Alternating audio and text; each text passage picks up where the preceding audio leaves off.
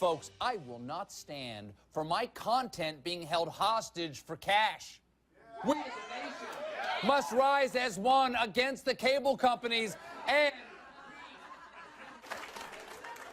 Folks, I've rethought my position on net neutrality. What I meant to say was, like all Americans, I love my cable company. Yes, and they love your money. Look deeply into my eyes. Do not allow the likely glaze to take over. When I say the words net neutrality, we can already see many of you nodding off and desperately seeking to escape what comes next. We get it. But pause, if you will, because this is not about techno-speak. This is not about geek babble. This is about your money and your life as we know it here in the 21st century. Let us explain. Let us then welcome into MidPoint somebody who can actually give us a little bit of an idea as to what really is going on.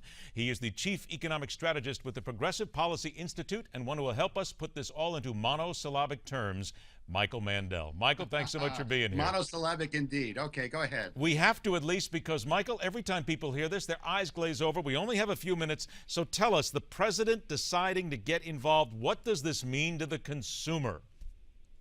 Well, what he's suggesting that the FCC should regulate, more intensely regulate the internet, cable connections, your phone connections, and so forth, internet broadband. And on the one hand, he's addressing a real concern that there's an imbalance of power in the markets.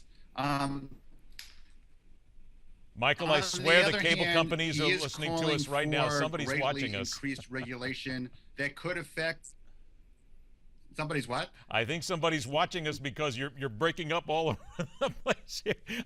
I think somebody's actually taking a shot at us. Maybe the cable companies are. No, that's not good. Okay. Can you hear me now? Yes, I can. Go ahead. We got about 2.5 minutes. Go ahead. Good. Look, what's going on here is a debate about the best sort of regulate the internet. Do you sort of regulate it before anything bad happens or after? Clearly, there's a lot of debate back and forth between different companies about how content is provided and who controls things.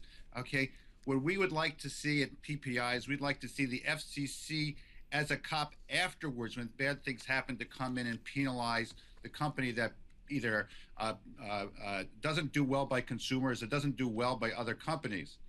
What the president is proposing is that the FCC, the Federal Communications Commission, go in and be very active in terms of regulating rates and services ahead of time. Okay, now Ted Cruz says that he likens this to Obamacare then. Now, is that fair?